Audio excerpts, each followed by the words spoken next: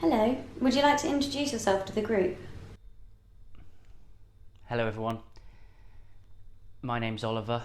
Hello, Oliver. And I'm a calling station. I just can never seem to fold.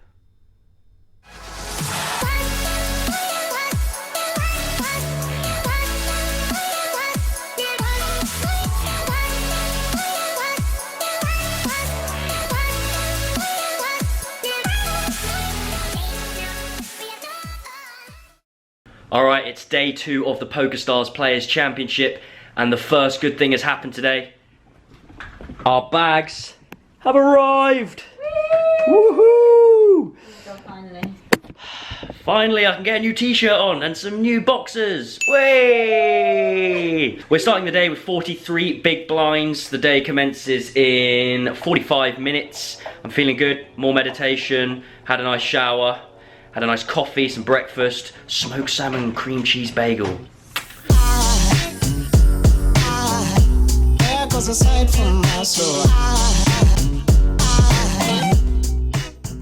Alright, we've made it back to the tournament room to start day 2. Starting, like I said, with about 43 big blinds. There are 764 players left. 1,034 have entered. The average stack is 82k. We've got about 54, so a little bit of work to do, but not too much. Just gonna play my game and see how it goes. Hopefully we'll make it through today, as I think we'll be making the money early day 3. But we're going to need to run up a bit more of a stack. My aim is to try and get to around about 200,000 chips by the end of the day, so I'm gonna have to 4 times my starting stack. So we're gonna have to get some hands. Let's see how it goes.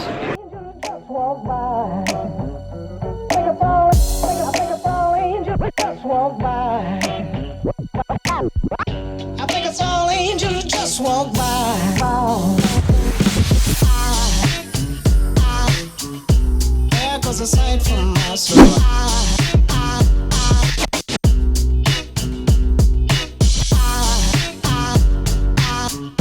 There goes a sight, there goes a soul. Now there goes a sight from my... Okay, we've made the first break of day 2. We've doubled our stack. We have about 100k in chips. We knocked out 2 players, one big sweat of a hand. I had queens in the big blind. Some guy raises mid position.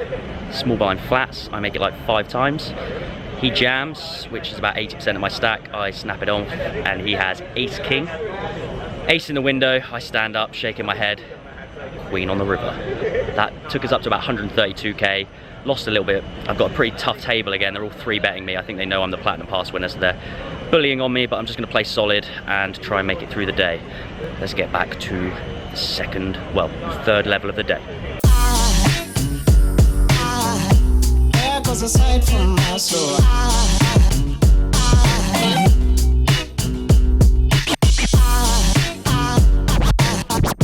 There goes a sight, there goes a sight. Now there goes a sight from my soul. There goes a sight from my soul. The hand I just bust on, I was in a hijack. I had ace-10 offsuit, about 10 big blinds. I jammed in. Some guy just flats, he had aces, and that's all she wrote. So I busted in about 550th place from 1,039. Had a good time, really enjoyed it. It's been so fun being here. I've still got at least 3 or 4 more days, so now I can spend it with this lovely one. I can stop ignoring her. We can go and have a nice holiday. I might play a little side event, some cash games or something as well. But yeah, it's been really, really fun. Thanks for sweating along, thanks for following, and this is not the end. See you later. There goes a sight from my soul. So I'm now in Thailand. It's been about 6 weeks since the PSPC, and I've been in hiding for the last 6 weeks due to the fact that I bust the tournament. Just kidding. Me and Alice, we've been on a road trip. We flew from the Bahamas to Vegas. We went on a 12-day road trip to San Francisco, visited some cool national parks, vlog to follow on that one. Apologies for the slightly abrupt ending to the PokerStars Players Championship tournament. Such is the way in tournaments where things can be going so well and it only takes one hand to really mess things up. Gonna cover that hand in a minute. I've spent the last 3 weeks in Chiang Mai in Thailand, pretty much stuck in this hotel room, editing vlogs, trying to get things together so I can get some more regular content out. So hopefully you'll be seeing vlogs from me on a more regular basis. Right, now I'm gonna cover 2 big hands that I played on day 2. I'm gonna start with one of the hands where I knocked a player out. So in this hand, I'm under the gun +1 with ace-10 of diamonds. Under the gun min opens and I decide to just flat. I'm on about 37 big blinds. He's a little bit shorter than me. I don't really put ace-10 of diamonds in my 3-bet range against an early open there. I prefer to just flat in this position. Maybe if we were a lot deeper, I might consider a 3-bet. But particularly on this table, I was the only platinum pass winner here. I just wanted to try and keep things nice and simple, so I do just flat.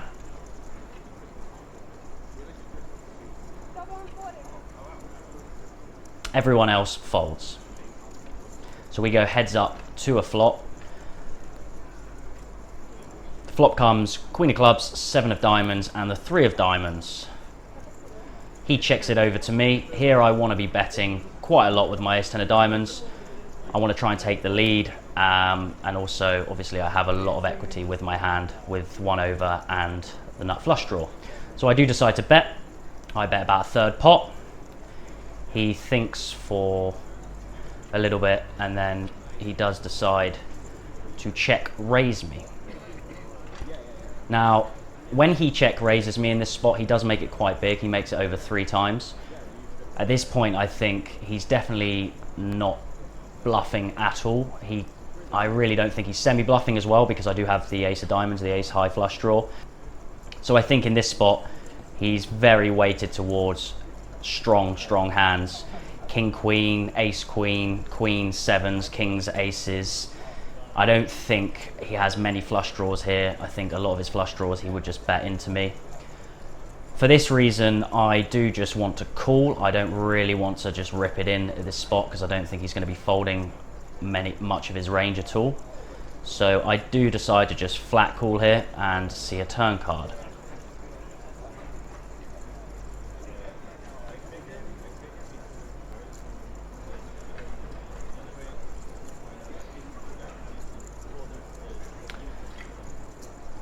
The turn comes the king of spades, so now I have a gut shot as well as the nut flush draw. He thinks for a little bit and then he down bets actually. So he's got just over a pot size bet left. And he bets about just under a 1/3 pot. Again, for the same reasons as I just flatted on the flop, I really just want to call here. If I do brick the river, I can just easily get away from the hand and I still have about 20 big blinds left, which is enough to kind of 3-bet shove and try and double up. I don't think I have any fold equity if I do shove. And like I said, I don't think he's bluffing or even semi-bluffing here. So I do just elect to make the call.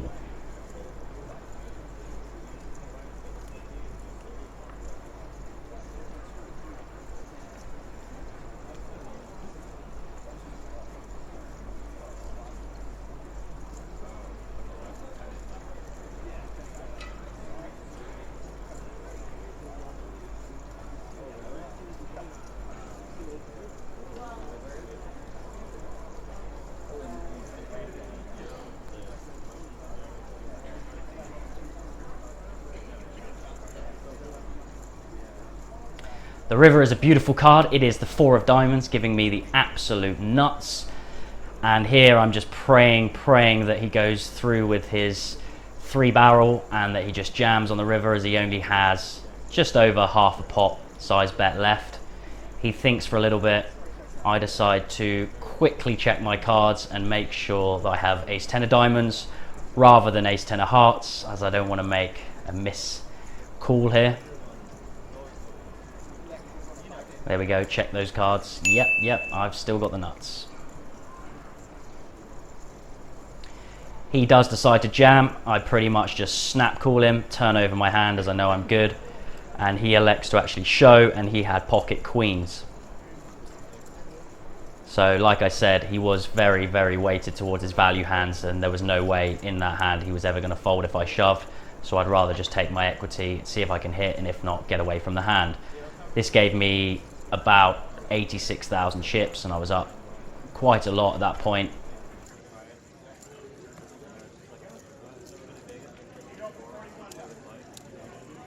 After this hand, I lost a few small-sized pots and the blinds had gone up, and the blinds were about 1k, 2k at this point, and this is where I play probably one of the most brutal hands I've ever played in a tournament, and it just so happened to be the biggest tournament I've ever played in. But it makes for good vlog footage, so here we go. I have pocket jacks under the gun off about 43 big blinds. I decide to raise it up just over 2 times the big blind. Folds around to the hijack, who was a very good reg, very aggressive. It was a big stack. He decides to flat, and the big blind comes along as well. The flop comes 9-9-7 with 2 clubs. The big blind checks to me, and in this spot, I think I can bet or check. I think with a shorter stack, I prefer to just try and pot control here, and I'm out of position against a very good player in the hijack who has a lot of chips. I think if I bet here with jacks and he raises me, it puts me in a really, really tough spot for pretty much my tournament life, at least either on the flop or on the turn. So I'd rather just try and keep the pot a little bit smaller. I mean, looking back, I'd rather be checking with kings and aces and probably betting 10s through queens, as kings and aces, there aren't as many turn cards that are going to be harmful to my hand. He does bet 4,500 and I do decide to make the call. The turn is the 9 of diamonds. Now in this spot, I am just going to be checking it over to him a lot. I don't really want to be leading. It now reduces his 9x combos in half, so that's really good news for me. I'm pretty sure I've got a good lock on this hand. And I just kind of want to give him the rope to keep betting with his clubs and his straight draws, his 8-10s, his jack 10 of clubs, those kind of hands that might continue betting to put a lot of pressure on me. Again, like I said earlier, I was the only platinum pass winner on this table and they all knew that, so I was getting beat up quite a lot on this table, being 3-bet quite a lot and being bet against quite a lot in tough spots. So I do decide to check to him. He fires out 7,500. Again, I'm not going to really be folding this hand. It's too high up in my range and he's only bet a third pot or just under. So I elect to make the call.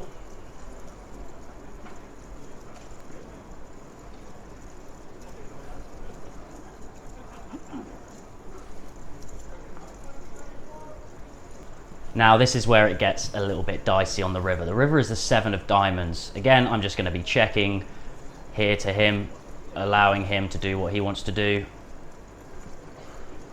And he bets very, very big. He bets 45,000 into a pot of 40,000, so just over a pot size bet.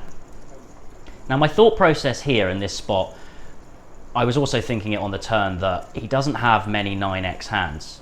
He only has the suited ones, and the only suited ones he could really have are 9-7 of spades, 9-8 of spades, 10-9 of spades, queen-9 of spades, king-9 of spades, and ace-9 of spades. That's like 6 value combos there, which I also think with his stack against me, he would be 3-betting some of those as well. So maybe like half of those, maybe the king-9, queen-9 hands, he might be 3-betting me. I'm not entirely sure how he constructs his 3-bet range there, but I do believe that a lot of those 9x hands would be 3-betting me.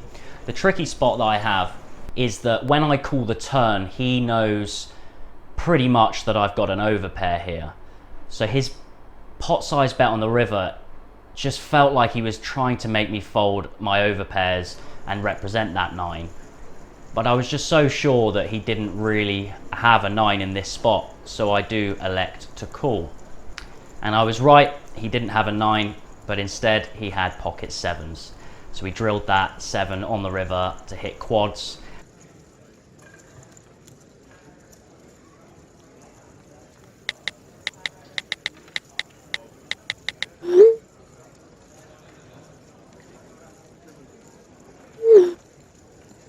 That pocket jack spot is disgusting. That is disgusting.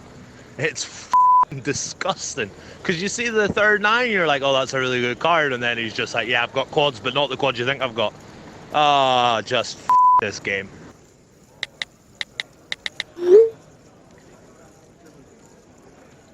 And that left me with about 10 big blinds, and as you saw in the bust out hand, pretty shortly after that, I got it in the hijack with 10 bigs with ace 10, got flatted on the button by aces, and that was all she wrote in the 25k. That's all for the $25,000 PokerStars Players Championship tournament. Thank you for following my journey along in this tournament.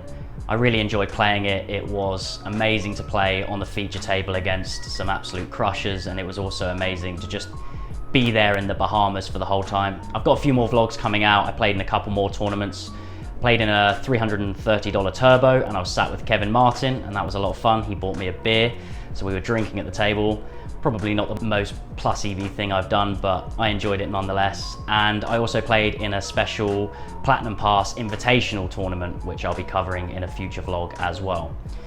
I'd be really interested as to what you guys would have done with the Ace-10 of Diamonds hand, and also my Jacks hand. Can I fold the river? Maybe I should. Maybe I should fold the turn. I'm really not sure. I think I played it fine, but I'd be interested to see what you guys would have done in that spot. So thank you for watching my vlog. If you like what you saw, please click the thumbs up button, give us a subscribe, and I look forward to seeing you in the next vlog. Bye bye.